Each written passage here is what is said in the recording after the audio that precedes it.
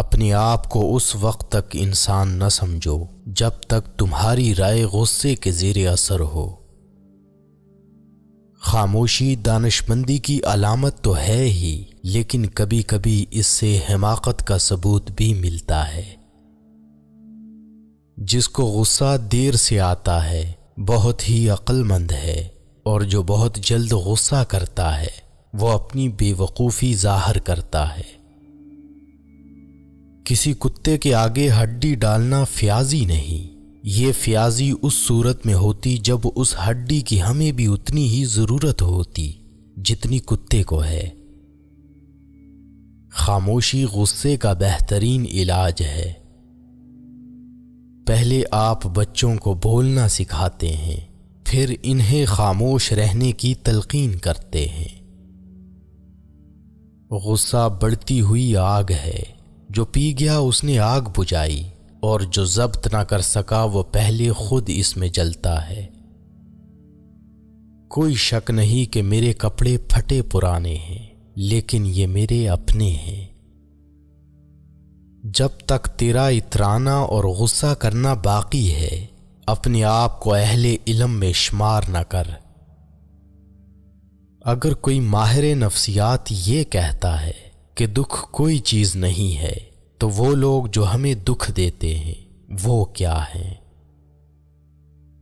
جس کا غصہ زیادہ ہے اس کے دوست کم ہیں۔ طنز اینک کی مانند ہے جس کے ذریعے اپنے چہرے کے سوا ہر چیز نظر آتی ہے۔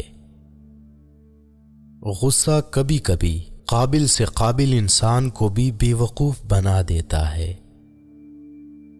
خاموشی سٹور میں جمع شدہ عقل مندی کا نام ہے۔ غصہ ہمیشہ حماقت سے شروع ہوتا ہے اور ندامت پر ختم۔ نکمی سے نکمی بات کی حمایت کے لیے بھی کوئی نہ کوئی حمایتی نکل آتا ہے۔ غصے کی مقدار بات چیت میں اتنی ہونی چاہیے جیسے کھانے میں نمک۔ ہر گدھ دیوار پھاندنے سے پہلے خود کو ہرن تصور کرتا ہے۔ طاقتور شخص وہ ہے جو اپنے غصے کو تسکین میں تبدیل کر دینے پر قادر ہو۔ اس چیز کی ضمانت نہیں دی جا سکتی کہ امیر والدین غریب والدین کو جنم نہیں دیں گے۔ انسان کی عقل کا اندازہ غصے کی حالت میں لگتا ہے۔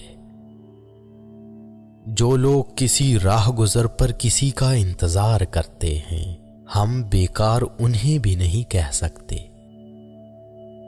غصہ کرنے کا مطلب ہے کہ ہم دوسروں کی غلطیوں کا انتقام اپنے آپ سے لیتے ہیں، اور یہ کس قدر مضحکہ خیز بات ہے۔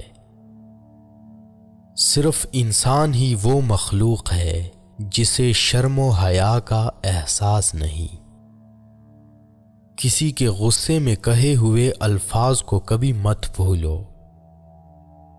صبر اس لاعلمی کا نام ہے جسے خوبی کا نام دے دیا گیا ہے۔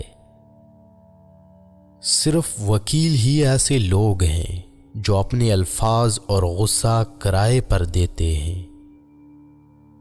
کسی خاتون کے پاس اس قدر کپڑے نہیں ہونے چاہیے کہ پہننے کے وقت اسے یہ سوچنا پڑے کہ کون سا لباس پہنوں۔ اگر کسی کی دوستی کو آزمانا ہو تو اس کو غصے میں لا کر آزماؤ۔ غصے میں اس کی کہی ہر بات حقیقت ہوگی۔ 3 باتیں آدمی کو ہلاک کرتی ہیں: حسد، ہرس اور تکبر۔ غصہ کرنے والا انسان بہت جلد اپنے آپ کو بے وقوف بنا دیتا ہے۔